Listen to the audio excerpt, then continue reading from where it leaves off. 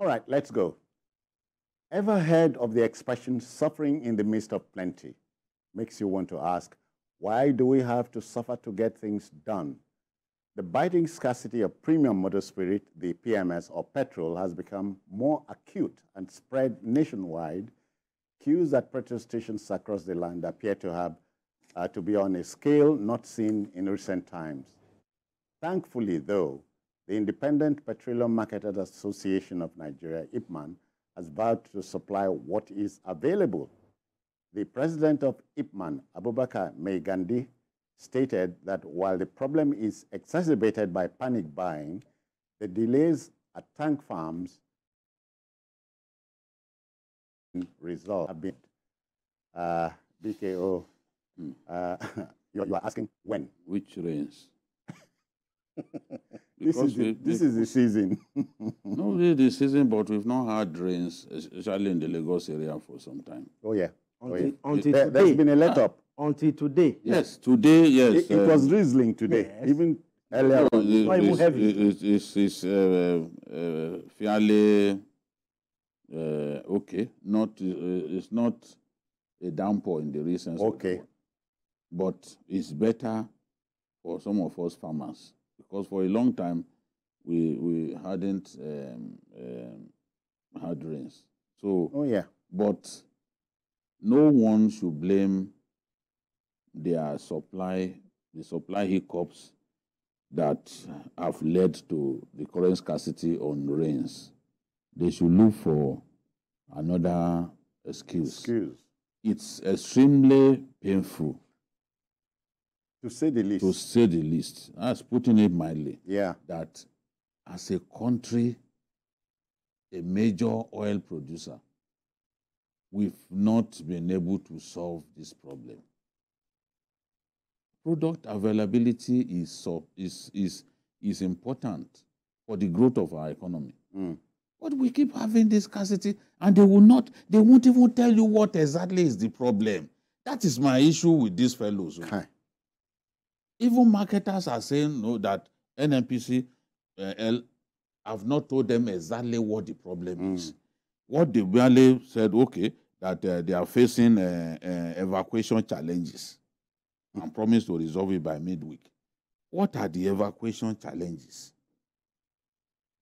Okay. People are paying through their nose. Even in the Lagos area, in some cases, people are paying 870 naira a litre, 888. Nigerians shouldn't be subjected to this pain. And every time this happens, people will say, oh, there is just a precursor to the increase in fuel prices. Nobody should increase fuel prices. It makes no sense to increase fuel prices. It does. It doesn't. It doesn't. Why? Why should we increase fuel prices? How much per litre do they want Nigerians to be buying fuel? Already in the far north, some people are paying in excess of 1,000 naira per litre. I hear so. I hear so. So this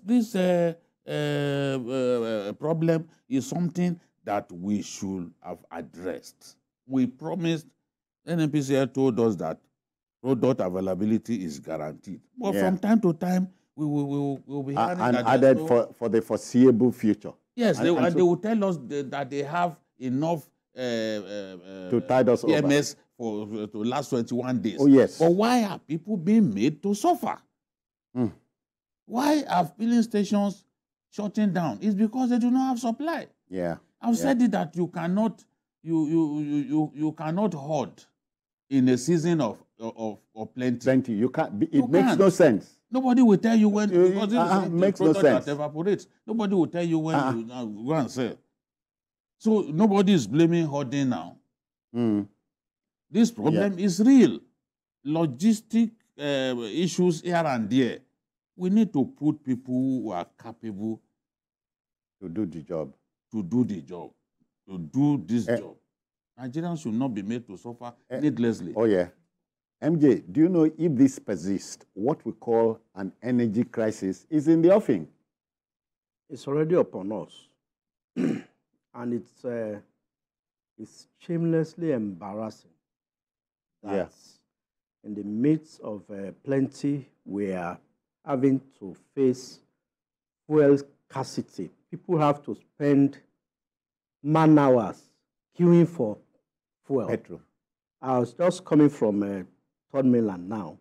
The two filling stations. The first one you see is used to be Ando, now is NNPC. The queue is almost 2 kilometers long, causing serious traffic. A journey that should normally take you about 2-3 minutes, you now spend about 25 minutes. In less than 1 kilometer. Otherwise, your brother is in the queue and he tells you, he said, brother, where I am at, I don't know if I return by 7 p.m. And to make these matters worse, Nigeria has one of the finest blends of crude oil. We have one of the largest reserves of gas. So we should not be having this kind of issues. In the midst of plenty, and as I said. It shows the lack of competence, I mean, to the managers of our energy sector. Simple and straight. How can they blame this on rain now? When was the last time we had rain? How can you? Sensible person should blame this. How can you blame this on rain? That your tank farm is having is waterlogged or whatever terminology they want to use. Doesn't make sense. And what they are trying to do from some inside sources is cautious optimism, because they are gauging when this Naira for crude will start. And now we have heard that it won't start till October 1st.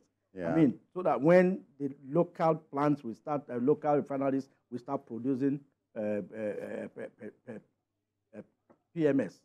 So why must you allow us to continue to suffer like this? Somebody should be man enough to even say, I cannot handle this again, I want to resign. Oh, yeah. But I don't see that. I don't see that happening. Yeah. But I also think Mr. President, who is the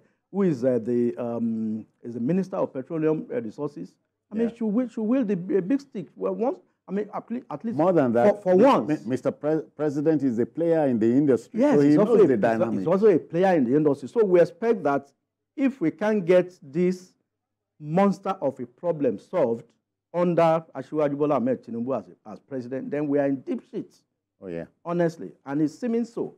Because this is where we are more than 12 months into this administration, and we are still faced with this kind of embarrassing situation. All right. Not like Jide said earlier, fuel in Abuja, in some filling stations in Abuja, Kano, Kaduna, is going for as high as 1,000, 1,200 naira per liter. And people are happy about it. I mean, it's coupled with... Are happy that their fellow men are suffering like this. By choice. And we are now blaming it on rain. Which rain? What we even had before was that, the disruption to supply was caused by this strike. I mean, the protests. Yeah, the protest, yeah. But protest that was not, that didn't happen in Lagos. Behind us. Yes, we put it behind us now. Protest ended since August 10. What are we talking about? And it's only the first 3 days of the protest that we felt anything in Lagos. Yeah. And it was not nationwide. It was not nationwide. People calling it nationwide are ignorant people, because more than a quarter of the states in our country did not join protests. The South is dominantly. The whole the definition of nationwide. Nationwide. No, the hub of this petroleum products, where it comes into the country, is Lagos, and Lagos, there was no disruption of supply in Lagos. So what are we talking about? It's just perplexing that these things are happening. Just perplexing. They'll be giving us some excuses, and people will have become laughing stocks all over the world. Queuing for fuel 2024, wasting hours that could have been used productively.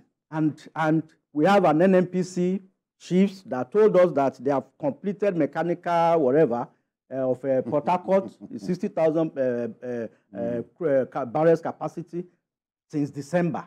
They even celebrated it.